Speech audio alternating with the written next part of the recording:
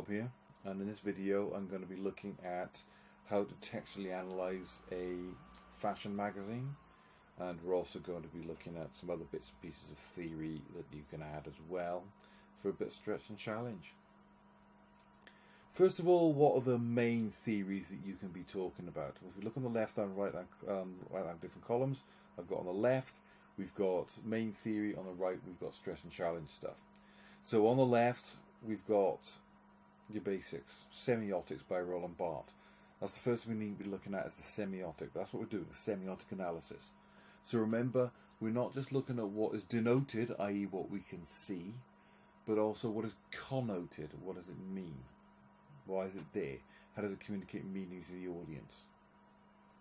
We can consider genre theory. So with a fashion magazine, that is the genre, is fashion. Okay? It's a subgenre of lifestyle magazine. Structuralism, Claude Levi-Strauss, that's your binary opposites. Binary opposites don't have to be explicit, they can be implied. Right? So you might not be able to see what the opposite of what is denoted is, but we can imply, infer it. Theories of representation. Who's being represented? How are they being represented? Think about your stereotypes, Walter Lippmann, etc. Theory of identity. The idea that in today's day and age you've got more diversity in terms of representations. Is that true in magazines as well? Feminist theory, Elizabeth Van Zunen. If you want a bit of stress and challenge ones, you can also, of course, bring in Laura Mulvey and Mel Gaze. But only do that if you've already talked about Elizabeth Van Zunen. Gender performativity, Judith Butler. When you think about it, the entire idea of a lifestyle magazine is to tell you how to be a woman, essentially. Media effects, cultivation theory and reception theory come into this as well. So basically what fashion magazines is doing is creating a stereotype of femininity, an ideal self, an aspirational role model. But the kinds of role models that are being presented by these magazines are fairly limited. So over time, if you are repeatedly being presented with the same set of limiting representations, you will get cultivation theory by George Gerbner, won't you? These effects will, as Jalbert Bandura was saying, hypodermic needle theory, remember? That model. The idea that this message is being just hammered into the audience repeatedly, decade after decade after decade, and it becomes part of what Roland Barthes will called a myth. It's something that we take for granted and we don't question. Except sometimes we do. That's where reception theory comes in. What might be the preferred negotiated oppositional readings that you can bring into this? Another Roland Barthes theory we can put up this stretch and challenge one, that's anchorage, very important in magazines. Ideal self, like I said. He never said about ideal partners, but if you're going to have an ideal self, then sure you can have an ideal partner as well. I'm also going to do some advertising theory by Judith Williams and something about facial expressions by Marjorie Ferguson. So first of all, let's start by identifying what a lifestyle magazine is. So if we're going to bring genre theory into this, Steve Neal, we have to consider, well, what is a lifestyle magazine? How does that differ from any other magazine? Well, a lifestyle magazine is a popular magazine concerned with lifestyle. Sounds obvious, right? But we need to consider, well, what is a lifestyle? And with that, we have to consider what consumer culture is. Especially after World War II, as Western society in particular became more affluent, it became richer, people were better educated, all sorts of labour laws had come in which enshrined into our rights things like leisure time, the weekend, for example, the fact that you could have 2 days off a week, the fact that you only worked 40-hour weeks, the fact that we have minimum wages meant that people had more leisure time and they had more disposable income. And therefore they wanted to spend that money on things. They wanted to have a better life. But what does having a better life mean? Right? that's what a lifestyle magazine is about. It's about teaching us how to have a better life. And it tells us that we can achieve that better life through the consumption of consumer goods. So, it can be men's magazines, it can be women's magazines, it can be magazines about health and fitness, travel, tourism, leisure, fashion, decorating, or general culture things. That could be music, it could be art, it could be sports even, although they tend to be considered a separate category, right? But it depends on what you mean by sport, right? I'm not talking about football magazines here, but we might be talking about a fishing magazine. So the concept is chiefly used in reference to the tone, right? It's about telling you can achieve that lifestyle. If you're reading 442, it's not because it's telling you how to become a footballer.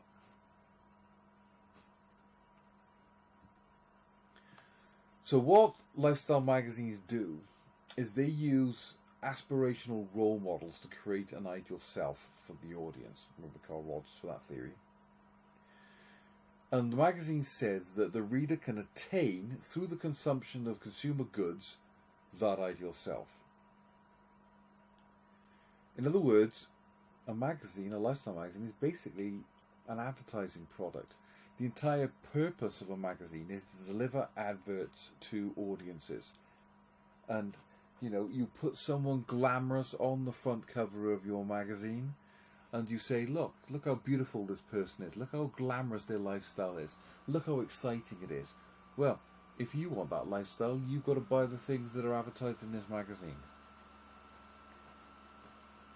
And this is basically what Judith Williams was saying. So Judith Williams said in 1978 that adverts represent qualities that can be realised through the consumption of the product. You show an ideal self doing something that is aspirational, and you say, look, if you want to have that lifestyle, you've got to buy this product. Now, what we've got here is an advertorial. It's not actually an advert. It's it's an advert that looks like an editorial. Editorial is the written content, or the articles basically, and things like that, that are in a magazine. An advertorial is an advert that looks like an article. Now, by law, as far as I know, magazines have to clearly state when something is an advertorial. And sometimes it might literally say on it, advertorial feature. But in this case, this article here about the Cannes Film Festival says on the bottom, presented by Chopard. Now, we're talking about a really high-end, haute couture fashion house. Right? Principally known for its jewellery and watches. So what we've got here are really glamorous images of famous actresses like Julianne Moore. Is that Isabelle Huppert? No, it's not Isabelle Huppert, is it? Might be. Can't tell. Anyway, whoever it is, these glamorous women, and it's saying if you want this glamorous lifestyle at this glamorous film festival, you better buy Chopard products. And presumably the jewellery they're wearing may very well be from their fashion house. Right? On their outfits, I guess. Right, Marjorie Ferguson's another one we can talk about. This is not a key theory, but I thought I'd chuck it in there because it's quite a good one. She looked at the facial expressions you'll find on magazine cover models. This is quite an old theory. This goes back to about 1978, I think. Might be even older. But Marjorie Ferguson says there are 4 categories. The chocolate box, the invitational, the super smiler, and the romantic or the sexual. You could argue that there are ones that don't really fit into those categories. So sometimes you'll get kooky ones that are sort of like a bit strange, a bit weird looking. They're not common though. Sometimes you might get ones that are sort of like a bit more candid where the model's been caught off guard. But you tend to find more of them in the actual, say, double page spreads or fashion spreads, for example. But what do these categories mean? Well, first of all, the chocolate box. So the chocolate box facial expression shows innocence and kindness through a friendly, warm smile. Don't get a lot of them of Vogue, but I found one here of Serena Williams with her baby, making a direct eye contact with us, a direct gaze, smiling, toothy grin, but not in a super smiler kind of way. Much more friendly, much more warm. Then we've got the invitational. The invitational facial expression shows mischief and mystery. The pose usually has the model facing away from us and looking over their shoulder with a slight hint of a smile. It's usually quite a invitational image, that's why it's called, but it's an invitation to romance. It's an invitation to, it can be quite sexual, right? But there's usually something kind of like, you know, smouldering and sultry about this pose. Super smiler, big, super smiler facial expression.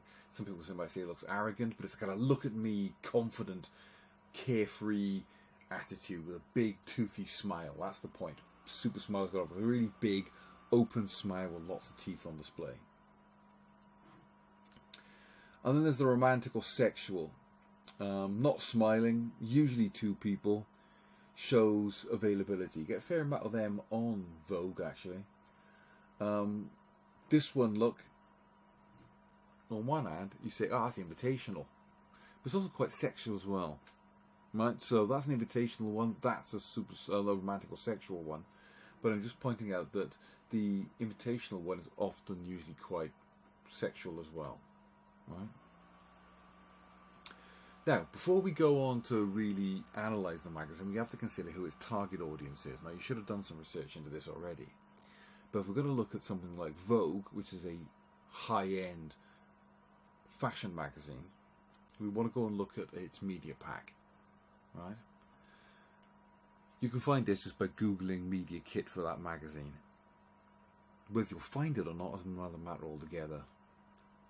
Some companies will put it on their website, some won't, and you've got to contact the marketing manager of that magazine. They very rarely send you any. Right? So, target audience of Vogue. Right now, Yen Ang back in 1991 said that audiences only exist as an imaginary entity, an abstraction, constructed from the vantage point of the institution in the interest of the institution. What does that mean? Well, she says that the audience for the magazine is kind of imaginary, right? What they will do is they will create an imaginary reader, what they call their reader profile. They will have broken down who their reader is in great detail. Age, gender, social class, we call these demographics. Geodemographics, i.e. where they live. Psychographics, what kind of things they're interested in as people. Right, and they will break them down into categories. What we can see from Vogue is that they say that they're the market leader. Circulation tells us how many magazines they sell. Right, 64% of the versus the closest competitor, so 64% more. Readership is how many people read that magazine. So as you can see, if you've got like nearly 200,000 readership and over 800,000 people reading it, that means 4 people at least read every issue that's sold. That's more important to an advertiser than that is. Average age of the reader is 39. That's quite old. Obviously now magazines are no longer just a single platform brand, they're cross-platform brands. So they will have websites, they will have social media, they will have YouTube, etc. Okay, so online's become a big part of that as well. But I went and did a bit more snooping and I found that the ABC One profile of Vogue is 71.5%. So that means that 71.5% of its readers are lower or upper middle class. In fact, I should imagine their AB profile is very high as well. 78.6% of their readers are female, which means that some men read it, but not very many. Probably ones who are actually in the fashion industry. Knowing that will tell you a lot about the magazine before you go and start analysing it. Now, what I'm going to do now is I'm going to look at some magazine pages. I'm going to tell you what all the different bits of a magazine are called. Right? So these are the generic characteristics of lifestyle magazines. Right, now, not all lifestyle magazines will have all of the different elements that lifestyle magazines could have.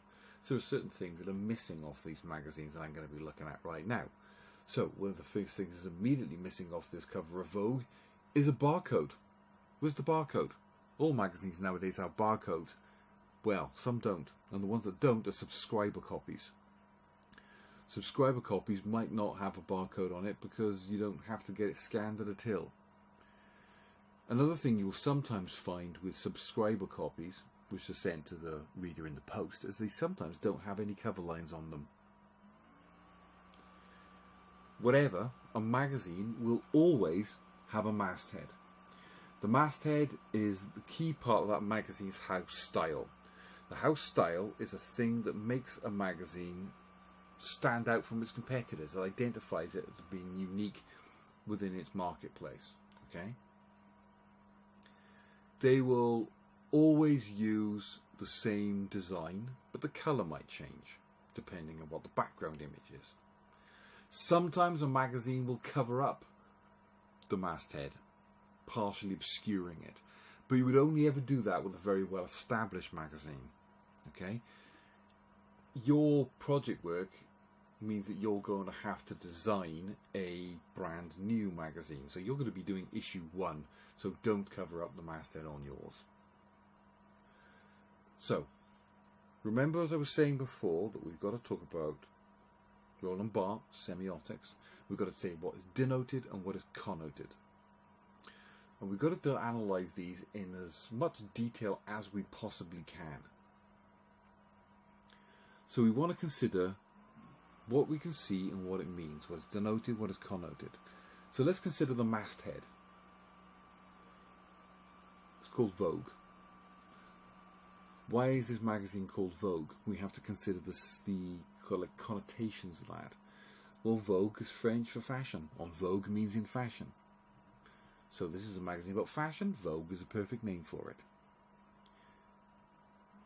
Let's consider what font they've used.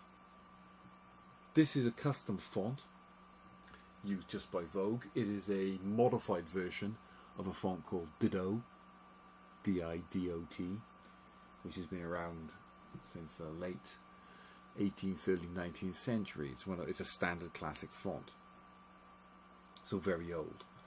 But it does have a kind of an Art Deco kind of look to it, so it reminds me of the 1920s, presumably because these Didot style fonts were very popular back then, even though the font's actually older than that. But it's a very sophisticated looking font. It looks stylish, it looks classy, right? It's also quite a timeless font. It's one of those fonts that never seems to go out of date or out of style. It will always look stylish, it will always look good. It looks chic, it looks fashionable. It's a sharp looking font, which I think has got connotations of sharpness and fashion, right? This one happens to be red. This is the colour of passion, it's the colour of love, it's the colour of romance, but in this case I think it's just being used because it stands out quite well against the green background. Not any particular reason other than that. Now, usually up with a magazine we'll have a date line. Now it doesn't always have to go up the top up here. Sometimes, you know, you might have somewhere on the front cover will be a white box with a barcode on it, and it'll have the price and the date and maybe some other information like a web address and stuff like that on it. This magazine doesn't have this. This is actually very stripped down. It doesn't even have a full date. It just says April. Doesn't tell us it's the UK copy of Vogue. Sometimes it does, sometimes it doesn't. Sometimes it will have the full date on it. This is depending on the frequency. Magazines have a frequency. They can be weekly, fortnightly, monthly, quarterly, annually, biannually, whatever, okay? This one's monthly. For some reason, and I've never been able to find out why, if it says April on it, in this case, yeah, it would have been released in March. So, 1st of March, the April edition comes out. So they're always the month ahead. Don't know why. This is the way it works in the magazine industry. But usually up here, in much more detail, it will have a price and it will have a date. This doesn't have this, so I'm assuming it's a subscriber copy. Right.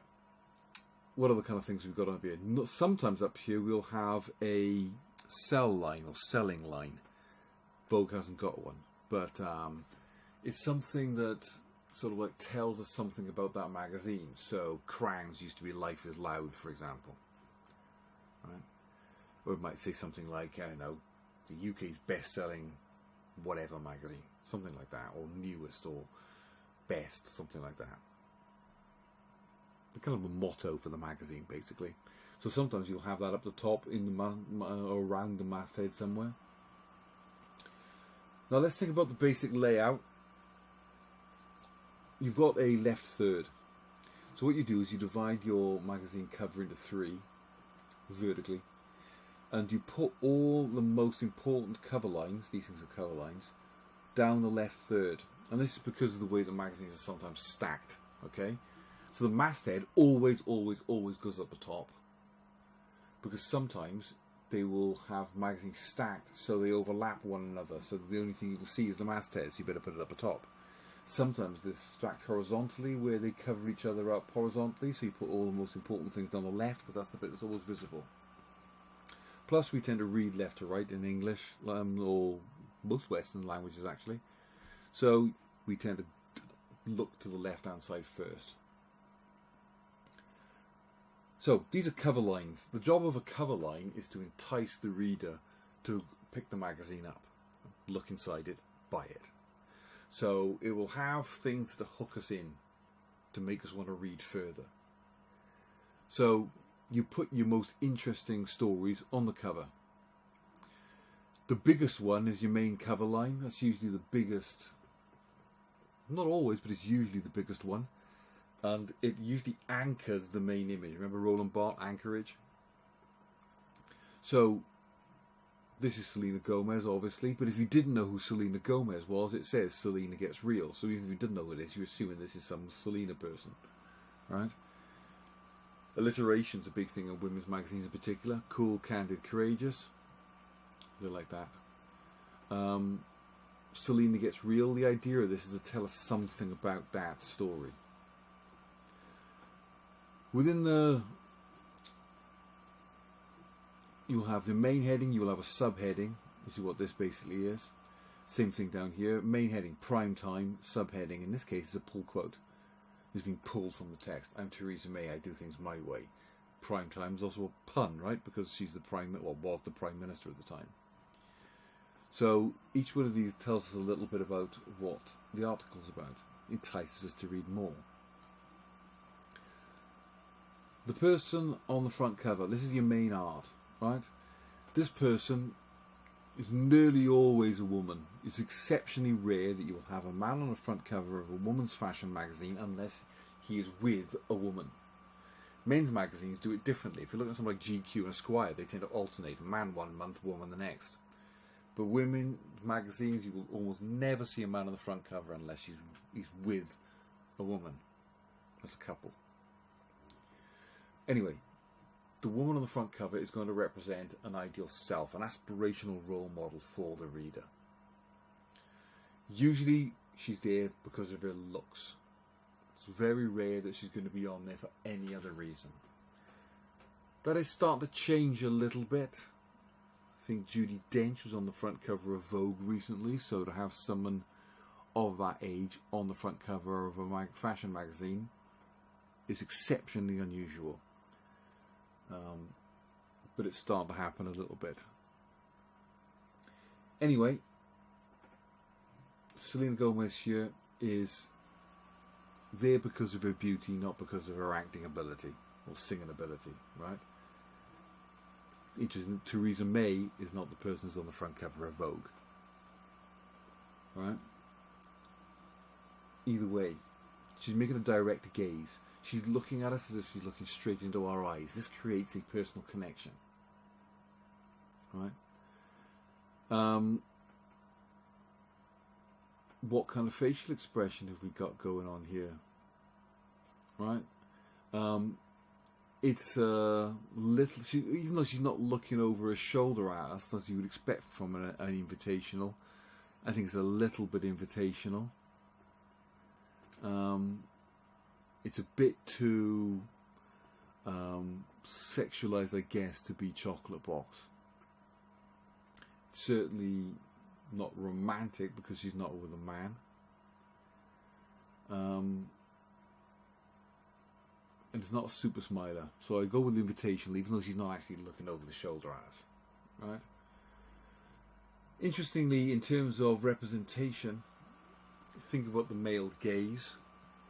So Lisbeth van Zoenen talks about the fact that women tend to be represented in very limited roles, and that the way in which women's bodies are displayed is different to that of the way in which men's bodies are objectified and displayed. So women tend to be relegated to either domestic, sexual, or maternal roles.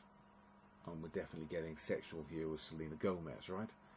What's quite interesting as well, remember about the male gaze, is the male gaze isn't there for men necessarily. It is, but it's also the fact that women are supposed to look at other women with a male gaze as well.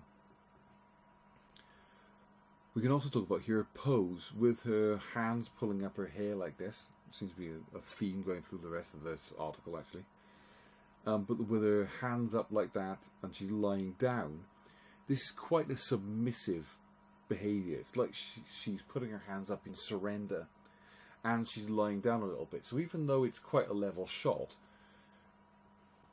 she's making direct eye contact with us. We're clearly slightly above her, looking down on her, and that puts the viewer in a position of power, and her in a dominant position, and her in a submissive position. Maybe that's saying something about the way women should act.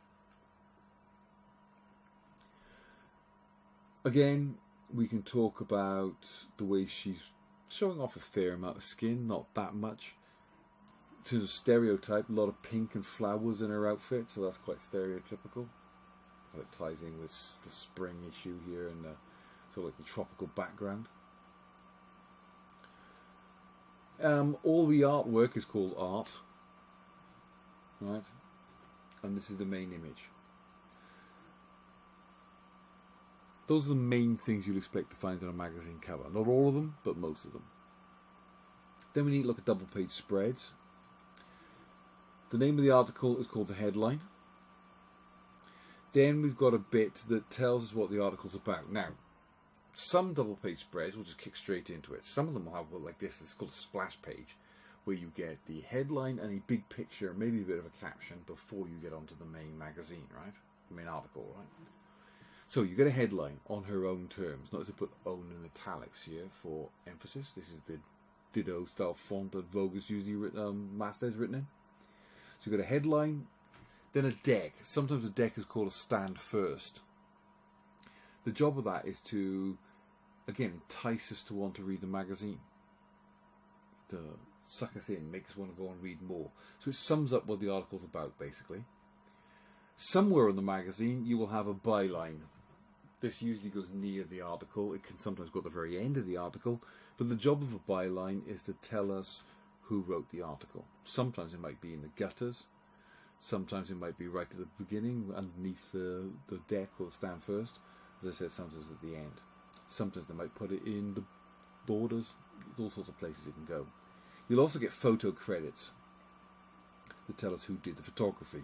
Again, sometimes they might go in the gutters. You'll also get what's called a department head. That tells us what part of the magazine you're looking at. Is it the contents? Is it fashion spread? Is it an article? Whatever. If it runs on more than one page, it's called a running department head. In this case, because this was the 125th anniversary of Vogue, that had a 125 Vogue or call all the way through it. So that's a running department head. Up here, caption in this case tells us something about the picture. It tells us who the fashion editor here is. It's got another credit. But it's got a pull quote here. Right? People so badly wanted me to be authentic, and when that happened, fine, it was a huge release. Getting real, it says a little title to that. It's more like a sidebar, this.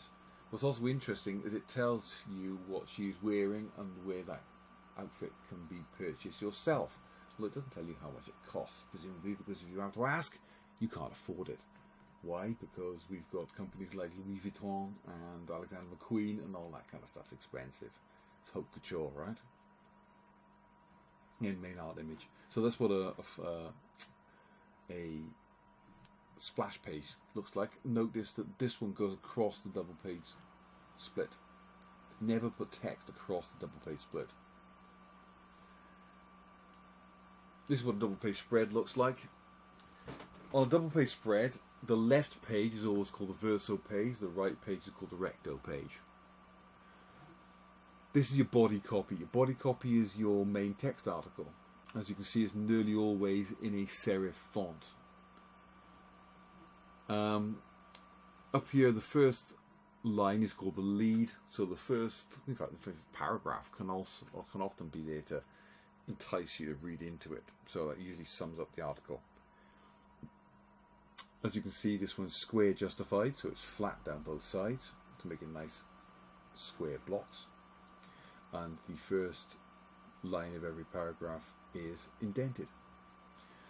Now, the white space around the edge, so along here, and down there, that's called the border. The gap between the text and the fold, that's called a gutter, as is the gap between columns, that's also called a gutter. This body copy has a 2-column grid, so you've got 1 column, 2 column. The way this is laid out is as the text on the verso page and a picture on the recto page, but you might not have that. It might have, just because it's had a splash page on it, but it might do it a different way. You might have, the title going right the way across, and then the picture spreading across the middle. You'd have more pictures on it. There's all sorts of different ways you can lay it out. This one has got a great big letter I here. That's called a drop cap, or drop capital, right? No particular reason for this, just looks pretty. Sometimes they can be very ornate, very heavily designed. Pull quote. This is a quote that's pulled out of the text that somehow sums up what the article's about. Again, in here we've got another caption here which is telling us what she's wearing and where you can get it. Sometimes I'll have photo credits like this as well.